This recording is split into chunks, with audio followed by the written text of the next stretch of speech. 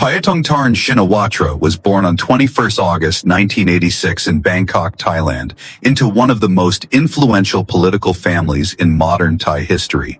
She grew up as the youngest daughter of Thaksin Shinawatra, the telecommunications tycoon turned prime minister, and was surrounded by politics and business from an early age. Her aunt Yingluck Shinawatra would also later serve as Thailand's first female prime minister. Growing up in the Shinawatra household meant living under both privilege and scrutiny. Her family wielded immense wealth and influence, but it was also continuously targeted by the military and judiciary. Paetongtarn's childhood, therefore, was shaped by a sense of both security and vulnerability, as she witnessed her father's dramatic rise to the premiership in 2001 and his equally dramatic ousting by a military coup in 2006, followed by years of exile abroad. Her early education was rooted in elite Thai institutions such as St. Joseph's Convent School and Mater Dei School. She then pursued higher studies at Chulalongkorn University, one of Thailand's most prestigious universities, graduating in 2008 with a degree in political science. By then, the Shinawatra family name had become synonymous with both populist reforms and bitter political battles. Determined to expand her skills beyond politics, she left Thailand for the United Kingdom and completed a master's degree in international hotel management from the University of Surrey in 2009. The choice of a field outside of politics reflected her early interest in hospitality and management, a path that allowed her to balance business with her family legacy. After returning to Thailand, Paetongtarn entered the corporate world rather than politics. She became deeply involved with the Shinawatra family's businesses, serving as the largest shareholder in SC Asset Corporation, a major real estate developer. Her business portfolio extended across multiple companies, around 21 in total, with an estimated value of more than $2 billion. She also directed the Thaicom Foundation, which supported educational and social projects, thus combining philanthropy with her corporate responsibilities. Her low-key presence in these years suggested she might avoid the political spotlight. Yet, as her father remained in self-imposed exile and her aunt Yingluck faced her own downfall, expectations began to grow that Paetongtarn would eventually carry the family's political torch. In March 2022, those expectations materialized when the Pheu Thai Party, the political vehicle of the Shinawatra family, announced her as the head of its Pheu Thai Family Initiative. This was essentially a strategy to reconnect with the grassroots base that had historically supported her father and aunt. Paetongtarn was only in her mid-30s, but her youth, charisma, and direct bloodline to Thaksin gave her immediate prominence. Within a year, she emerged as a key figure, and by May 2023, was nominated as one of the party's 3 prime ministerial candidates. That same October, she was elected leader of Pheu Thai with overwhelming internal support. For many loyalists, she embodied continuity, while for critics, she was seen as another dynastic heir, untested but privileged by her family name. Her ascent to the premiership came amid political turmoil. In August 2024, the Constitutional Court ousted Prime Minister Sretha Thavisin for ethical violations. Paetongtarn was then nominated by Pheu Thai and endorsed by Parliament to become Thailand's 31st Prime Minister. Officially appointed on 16 August 2024 and sworn in 2 days later, she was only 37, making her the youngest prime minister in Thai history and the second woman to hold the office after her aunt Yingluck. This historic milestone underscored Thai dynasty's enduring influence despite repeated attempts by the establishment to sideline them. Her swearing in was both celebrated and criticized. Supporters hailed a fresh start, while skeptics warned it would deepen Thailand's cycle of populism, judicial interventions, and military resentment. Her domestic policies sought to blend populist measures with ambitious economic visions. Chief among them was the 10,000 baht digital wallet scheme, designed to stimulate consumption by giving citizens direct financial support. Though initially controversial over costs and logistics, the program became a centerpiece of her administration's promises to uplift ordinary Thais.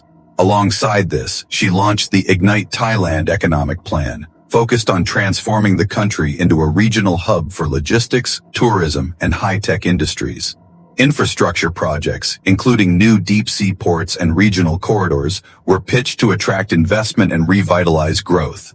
Another striking policy was her government's intent to regulate cannabis after its hasty legalization, reorienting it toward controlled medical use rather than a free-for-all market.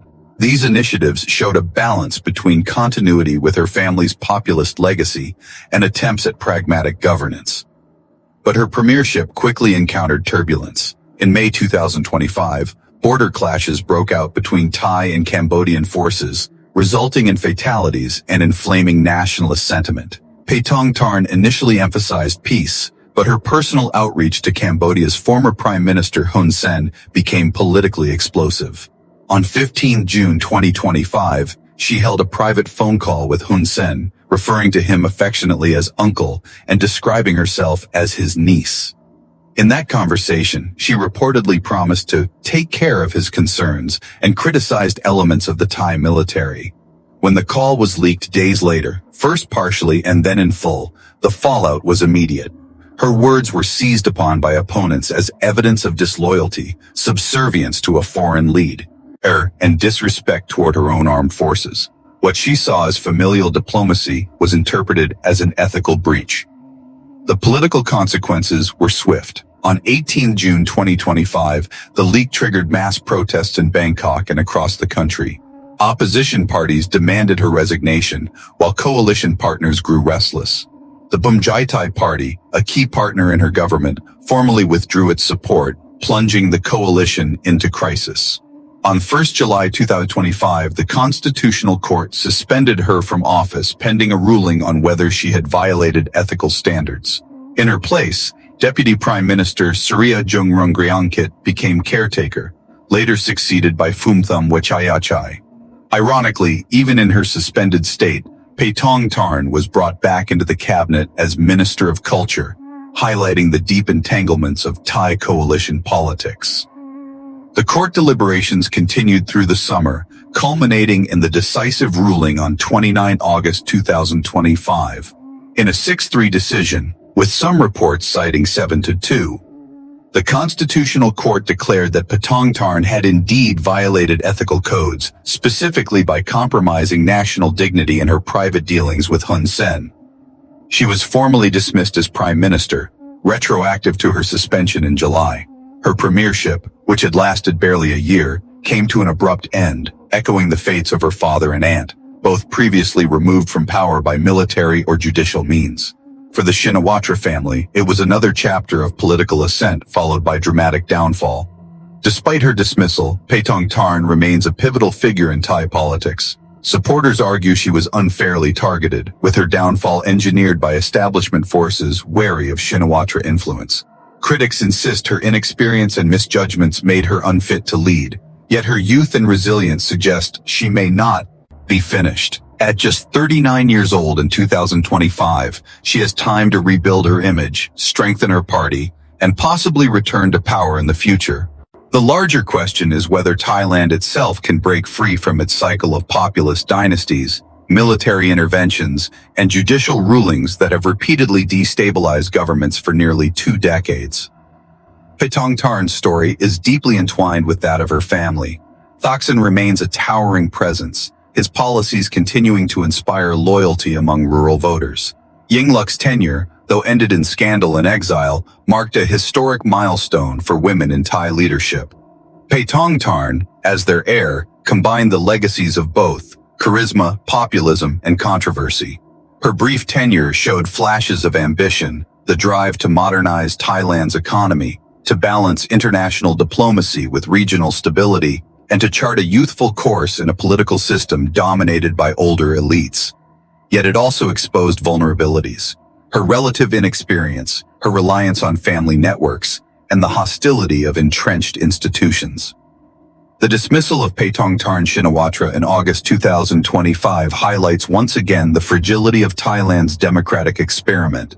Her rise from businesswoman to the nation's youngest prime minister underscored the enduring pull of the Shinawatra dynasty, while her fall revealed the obstacles any Shinawatra faces in governing a polarized nation.